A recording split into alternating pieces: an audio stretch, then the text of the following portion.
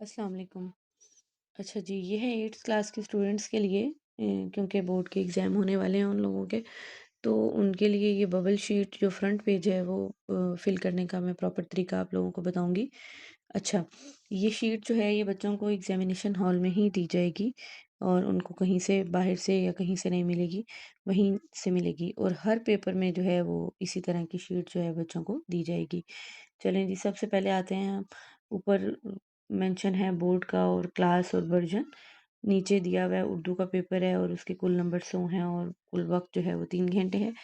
ये पेपर का जो फ्रंट पेज है ये सब पेपरों के लिए सेम होगा। ये हमारे पास सैंपल के तौर पे उर्दू का पेपर सामने आया है।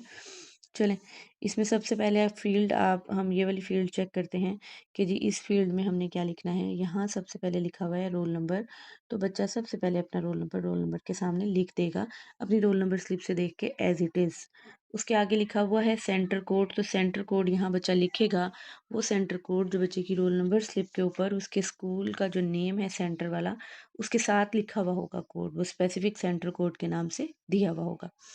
स्टूडेंट नेम, यहाँ पर बच्चा अपना नाम लिखेगा, कौन-सा नाम? वही नाम जो रोल नंबर स्लिप के ऊपर लिखा हुआ है। इसके नीचे स्कूल नेम दिया हुआ है, यानी जिस स्कूल से बच्चा आया है पेपर देने के लिए, यानी जिस स्कूल में वो पढ़ता रहा है, उस स्कूल का नाम लिखेंगे। Whatever the school name is, government girls high school Bahawalpur से या लाहौर से या मुल्तान से, मतलब जहाँ का भी स्कूल है, बच्चा स्कूल का पूरा नाम यहाँ लिख देंगे, ठीक है? उसके बाद स्कूल का कोड है, हर स्कूल का अपना स्पेसिफ़िक कोड होता है। हम यहाँ पर वो कोड लिखेंगे।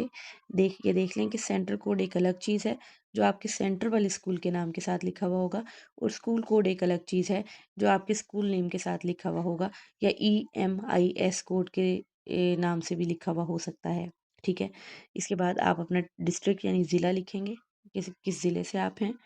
फिर आप अपनी तहसील का नाम लिखेंगे यहाँ पर, ठीक है?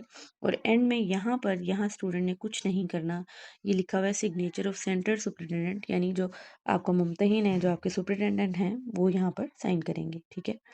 अब आते हैं हम इस फ़ील्ड पर, तो इस फ़ील्ड में आप देख रहे हैं रोल नंबर लिखा हुआ है और उसके नीचे बॉक्सेस बने हुए हैं। तो इन बॉक्सेस का मतलब ये है कि आपने अपने रोल नंबर के सारे डिजिट्स हर बॉक्स में अलग-अलग लिख देने हैं। फॉर एग्ज़ाम्पल, मैं अगर यहाँ पहले बॉक्स में लिखती हूँ 1, तो मैंने 1 के नीचे देखा है कि 0 से लेकर 9 तक बबल्स बने हुए हैं। 1 के नीचे मैंने 1 वाला बबल फिल कर देना है, प्रॉपर्ली फिल कर देना है, ठीक है? ये मैं तो डॉट लगा पा रही हूँ।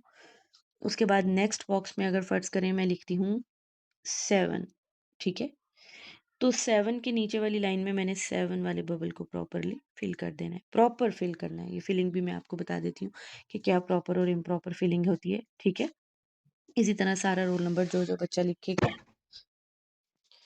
इसी तरह से ये सारे बॉक्सेस फिल करके जो भी डिजिट आप ऊपर लिखेंगे, उसके नीचे उसका रेलेवेंट बबल फिल कर देंगे। ठीक है? फिर नीचे ये इंस्ट्रक्शंस दी हुई हैं बच्चे को पेपर हल करने के लिए कि कोई उसको एक्स्ट्रा शीट नहीं मिलेगी। सिर्फ़ काली या नीली बॉल पॉइंट का इस्तेमाल करें। बच्चा सिर्फ़ बॉल पॉइंट अपने साथ लेकर जाए। कोई एक्स्ट्रा किस्म का रिमूवर या किसी और चीज़ की ज़रूरत नहीं है बच्चे को पेपर फिल करने के लिए। और आप लोगों को ये पता होगा कि रिमूवर तो वैसे भी अलाउ नहीं होता, ठीक है? अच्छा, इसके बाद जो है नीचे लिखा हुआ है मुकर्ररा वक़्त के अलावा कोई इज़ाफ़ी वक़्त नहीं दिया जाएगा, यानी कि जो 3 घंटे का टाइम है उसके अलावा आपको कोई टाइम नहीं दिया जाएगा। इन तो बच्चा कोशिश करे कि उसी टाइम के अंदर-अंदर अपना पेपर कंप्लीट कर ले। इन चाहिए सवालात के लिए जवाबात दी गई जगह पर तहरीर करें, यानी आंसर शीट पर ही आपको क्वेश्चन के नीचे जगह दी जाएगी और आपने कोशिश ये करनी है कि अपने आंसर को उसी जगह पर फिट करना है, ओवर राइटिंग बिल्कुल नहीं करनी, उसका कोई फ़ायदा नहीं होता। फिर उसके बाद है पर्चा तय करना, लपेटना या फाड़ना मना है। जिस तरह से बच्चों की आदत होती है कि ज़रा-सी गलती हुई तो पेज फाड़ दिया, तो आंसर शीट से ये सब कुछ करना अलाउ बिल्कुल नहीं होगा। आप उसके किसी भी पार्ट को फाड़ नहीं सकते, तह नहीं लगा सकते या लपेट नहीं सकते, ठीक है? क्यूआर कोड या बार कोड पर लिखना, इसे ख़राब करना मना है। ये जो सबसे ऊपर ये चीज़ दी गई है, ये है क्यूआर कोड, जिसके ऊपर लिखना या कोई निशान लगाना बिल्कुल अलाउ नहीं होता, तो इस चीज़ से भी बच्चे गुरेज़ करेंगे। उसके बाद कसीरुल इंतखाबी सवालात के दायरे को दी गई मिसाल के मुताबिक भरें। अच्छा, अब ये लास्ट फ़ील्ड एक रह जाती है इसमें कि दायरा भरने का सही तरीका उन्होंने हमें पेपर पे ही बता दिया है। हम इसको देख लेते हैं ज़रा कि ये देखें दायरा भरने का सही तरीका उन्होंने लिखा हुआ है। सबसे पहले तो उन्होंने हमें बता दिया हुआ है कि हमने किस चीज़ से फिल करना है, ब्लू या ब्लैक बॉल पॉइंट से।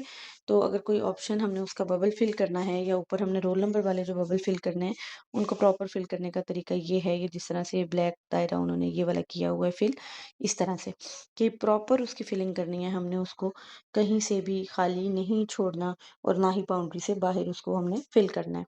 और गलत तरीके भी उन्होंने साथ ही मेंशन किए हुए हैं, ये देख लें आप, कि ना ही हम कोई क्रॉस का निशान लगाएँगे बबल के ऊपर कि जी ये सही जवाब है तो मैं इसके ऊपर क्रॉस लगा दूँ या मैं उसके ऊपर टिक लगा दूँ या मैं उसके ऊपर यूँ घिंचू-मिचू सा कर दूँ या सिर्फ़ डॉट लगा दूँ।